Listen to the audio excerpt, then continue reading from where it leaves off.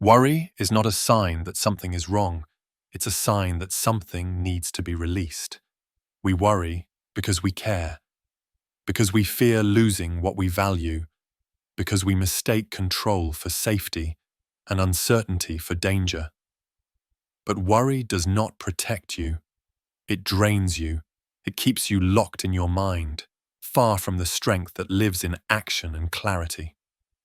The Stoics understood this deeply. They knew that peace is not the absence of pressure, but the presence of perspective. You cannot hold on to everything and live free. You cannot control life and love it at the same time. This is not a lesson in giving up. It's a practice in letting go. Letting go of fear, of control, of illusions. So you can pick up something greater: wisdom, focus, power, peace. This is your guide to letting go and stopping worry through the lens of Stoic wisdom and disciplined clarity. Let's begin. Chapter 1. Understand the nature of worry. Worry is not a strategy. It's a reflex. It's your mind trying to hold on to things it was never meant to carry. Most people don't realize that worry feels active, but changes nothing. It feels like thinking, but it's actually a loop. And the more you worry, the more you train your brain to believe that uncertainty is danger. But uncertainty is not the enemy. Your reaction to it is. The Stoics faced plagues, wars, exile, and death, but they rarely wrote about panic. They wrote about perception, about courage, about keeping the mind disciplined in moments of chaos. Epictetus said, "It's not things that upset us, it's our judgment about them." That's where worry begins, in judgment. Not in what happens, but in what we think it means. The Stoic path teaches us to pause, to investigate, to ask, is this worry helpful? Is this thought grounded? Or is it just fear in disguise? Worry is not strength. It's misdirected energy. And the first step to letting go is seeing it clearly. Chapter 2. Control what you can. Release what you can't.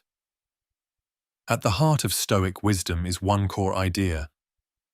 There are only two kinds of things, those within your control and those outside of it.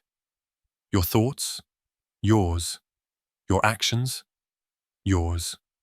Your effort, yours. Other people, not yours. The weather, not yours. The past, not yours. The outcome, never fully yours. Epictetus said, "Freedom is the only worthy goal in life, and it is won by disregarding things that lie beyond our control." Worry comes from forgetting that truth. You try to manage someone else's opinion. You try to rewrite what already happened. You obsess over a future you cannot predict. But the moment you bring yourself back to what's actually in your hands, your response, your focus, your attitude, you take your power back. Letting go doesn't mean you don't care. It means you care deeply about what you can change and refuse to be consumed by what you can't. That's not weakness. That's mastery. Chapter 3. Anchor yourself in the present moment. Worry lives in the future. It's always chasing what if. What if it doesn't work out? What if they don't like me? What if I lose what I've built? The present moment is your only point of power. Right here. Right now. Not 5 hours from now. Not 5 days ago. Marcus Aurelius wrote, "Confine yourself to the present." That's not poetic advice. It's survival. The mind that lives in the future is a mind that suffers. But in this moment, you can act. You can breathe. You can think clearly. So come back to your breath, to your senses, to what you can do now, to what is real now. Peace lives in the present, and the more you return to it, the more you weaken worry's grip. Chapter 4. Shift from rumination to reflection. There's a difference between thinking and overthinking. One helps you grow, the other keeps you stuck.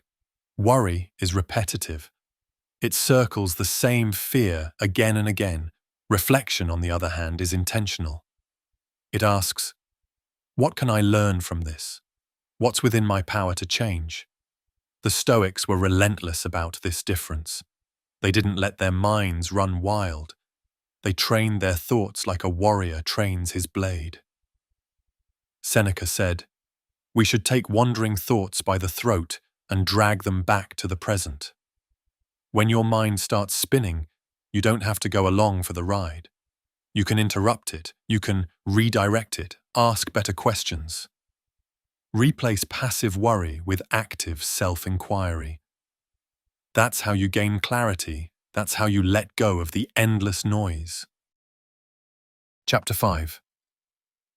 Practice voluntary surrender. Surrender is not the same as quitting. It's not giving up. It's choosing peace over resistance. It's the realization that some battles are not meant to be fought, only accepted. The Stoics knew this deeply. They surrendered to nature, to fate, to whatever the universe brought. Not because they were powerless, but because they were wise enough to know what was beyond their grasp. Marcus Aurelius wrote, "Let nature take its course. Accept whatever the moment presents." You're not here to force life into your plan. You're here to meet life as it is, with presence, poise, and perspective. Let go of the need to have every answer. Let go of the need to always be right, always be liked, always be safe. True strength is the ability to release, calmly, willingly, intentionally. When you surrender what's not yours to control, you finally make space for what is. Chapter 6. Let go of the fear of losing. So much of our worry comes from one fear: losing something we think we need. The Stoics called this attachment, and they trained themselves to live without it. Seneca said, "He who is not a slave to his possessions, to his status, or to his desires is truly free." You don't need to stop loving what you have. You just need to stop clinging to it. Nothing is permanent. Not your job, not your health, not even the people you love. But instead of fearing that truth, embrace it. When you realize that nothing outside of you is guaranteed, you begin to build peace from within. Appreciate without attachment. Engage without dependence. Give fully, but hold loosely. That's the Stoic way, and that's how you let go of fear without losing your heart. Chapter 7. Let go of the need to please everyone. Anxiety often grows in the shadows of people-pleasing. You worry not just about what's happening, but about how it's being perceived. You carry the weight of other people's expectations, assumptions, and opinions. The Stoics let go of that weight. They focused on being aligned with their values, not their image. Epictetus said, "If you want to improve, be content to be thought foolish and stupid." You cannot control how others interpret you. You cannot control their reactions, judgments, or standards. You can only control how you live, how you speak, and who you choose to be. Letting go means releasing the need to be approved of, liked, or understood by everyone. You're not here to impress. You're here to live with integrity. That's peace, that's power, that's freedom. Chapter 8. Use mortality to refocus your perspective.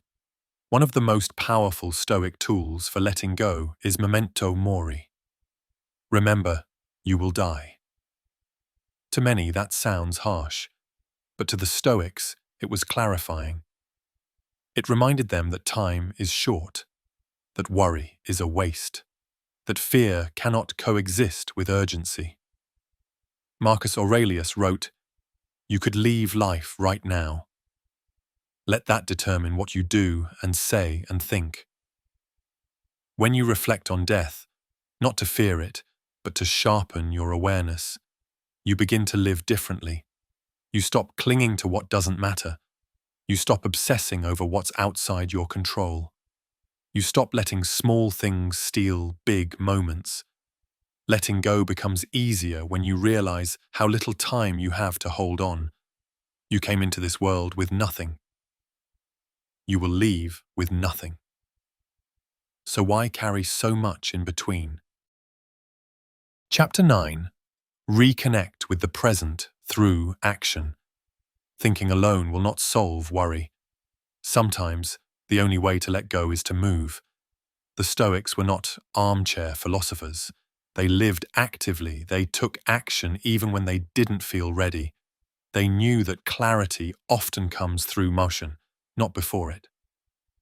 Worry keeps you stuck in your head, but action pulls you back into reality. Clean something, call someone, walk, write, train, do the next small, honest thing. Seneca said, "We suffer more from imagination than from reality." Action is how you return to what's real. It's how you break the cycle of rumination. It's how you stop carrying what doesn't serve you. Letting go isn't always a moment. Sometimes it's a rhythm, a breath, a step. Do something, anything. That's how you rejoin life. Chapter 10. Stop rehearsing the worst-case scenario. One of the mind's tricks is to prepare you for disaster by rehearsing it again and again. It convinces you that worry equals readiness. But it's a lie. Worry doesn't prepare you. It drains you before anything even happens. You live through failure in your mind, over and over, without any resolution. The Stoics understood this. They practiced premeditatio malorum, but with discipline, not panic. They mentally prepared for adversity so they could meet it with strength, not spin in it endlessly. Seneca wrote, "He who suffers before it is necessary suffers more than is necessary." Instead of asking, "What if this goes wrong?" ask, "If it does, will I be ready to meet it with strength?"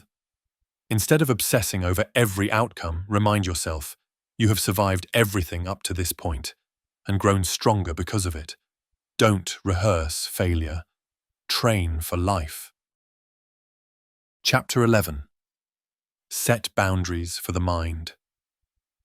The same way you set boundaries in relationships, you must set boundaries for your own thoughts. Not every thought deserves your attention. Not every fear deserves to be followed. Not every voice in your mind is wise.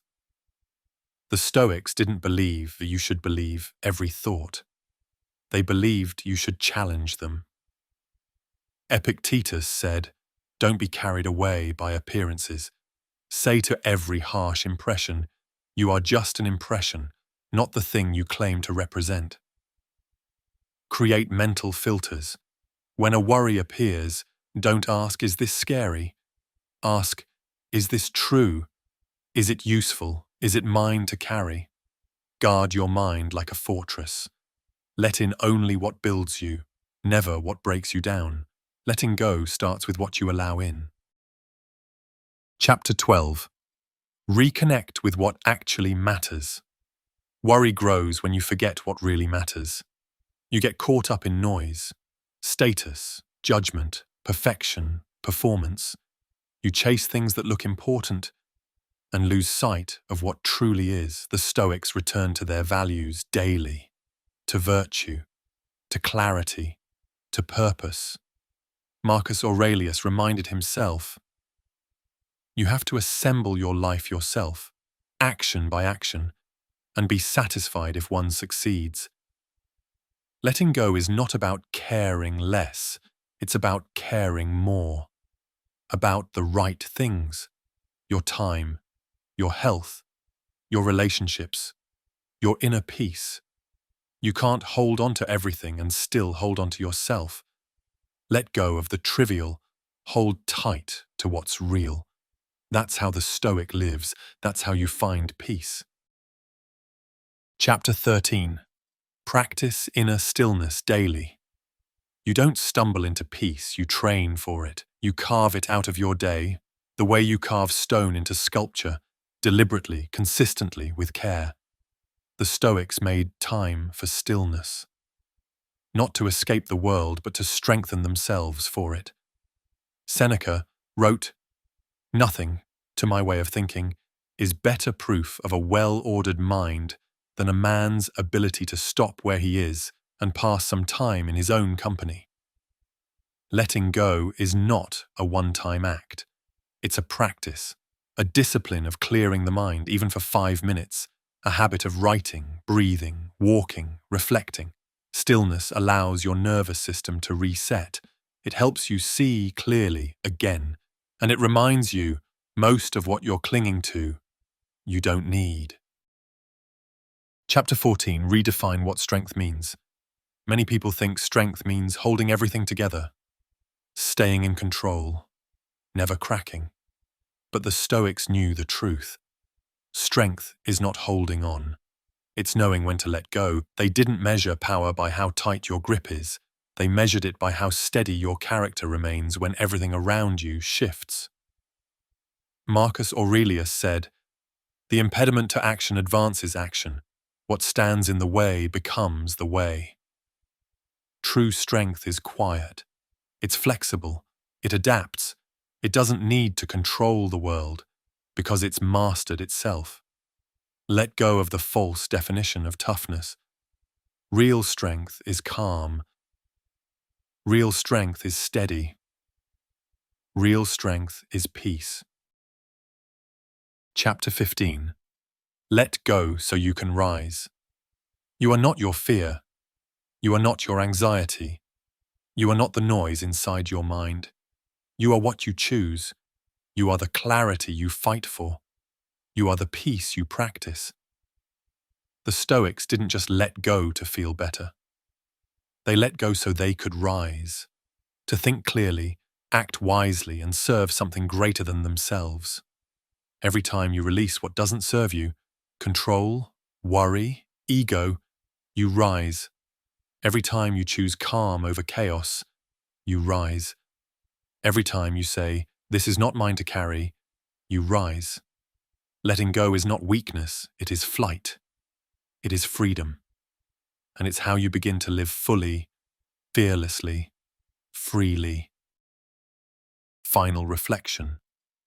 You are not here to be tangled in worry. You are not here to carry what's not yours. You are not here to shrink under pressure, to chase control, or to bow to fear. You are here to think clearly, to live courageously, to walk with peace even in the storm. Letting go is not an escape. It is an awakening. It is the moment you choose presence over panic, purpose over perfection, clarity over control. You will not always feel ready, but you are always capable of taking one breath, one thought, one step closer to freedom. This is the Stoic way. Release what you cannot hold. Hold fast to what makes you strong and let go so you can live.